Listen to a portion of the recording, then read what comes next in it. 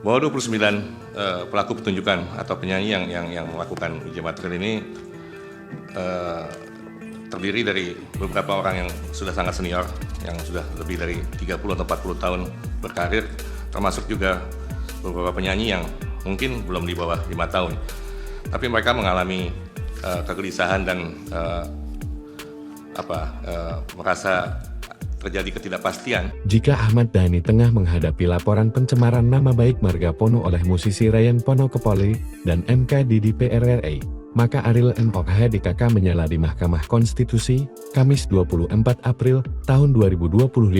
Meski sempat dikoreksi oleh Hakim MK, namun pengacara pemohon dari 29 musisi yakni Panji Prasetyo, menjelaskan ada 5 pasal di Undang-Undang Nomor 28 Tahun 2014 yang ajukan, yakni Pasal 9 Ayat 3, Pasal 23 Ayat 5, Pasal 81, Pasal 87 Ayat 1, dan Pasal 113 Ayat 2. Panji menyinggung bunyi aturan di pasal-pasal itu membuat ketidakpastian hukum bagi musisi.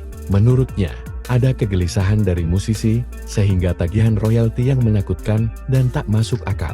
Beberapa penaksiran dan pelaksanaan UU di lapangan yang menyebabkan profesi mereka diliputi ketidakpastian dan bahkan ketakutan, kata Panji dikutip Jumat 25 April. Arin, Armand Maulana, Judika, BCM, Rosa dan lainnya menyebut sejumlah kasus musisi terkait pembayaran royalti, mulai dari grup band The Groove, penyanyi Sanmi Simorangkir, Agnes Mo, hingga Ons Mekel.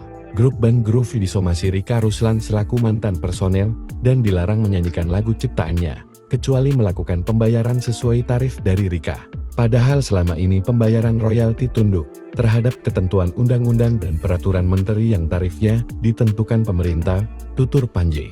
Lalu Ons Mekel dilarang membawakan lagu Dewa dan kalau Ons mau bayar lagu Dewa dia harus izin langsung dan membayar langsung kepada pencipta Ahmad Dhani. Panji mengatakan 29 musisi yang tergabung di gugatan ini meminta MK menguji 5 pasal itu agar membuat norma baru terkait aturan izin membawakan karya hingga pembayaran royalti agar tak menciptakan penafsiran beragam.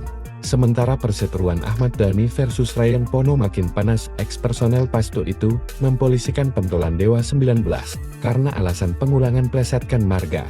Sebenarnya permasalahan ini sudah selesai, tapi suami Mulan Jamela itu malah mengulanginya lagi di depan media saat jumpa pers. Setelahnya Ryan Pono melaporkan Ahmad Dhani ke Mahkamah Kehormatan Dewan DPR RI.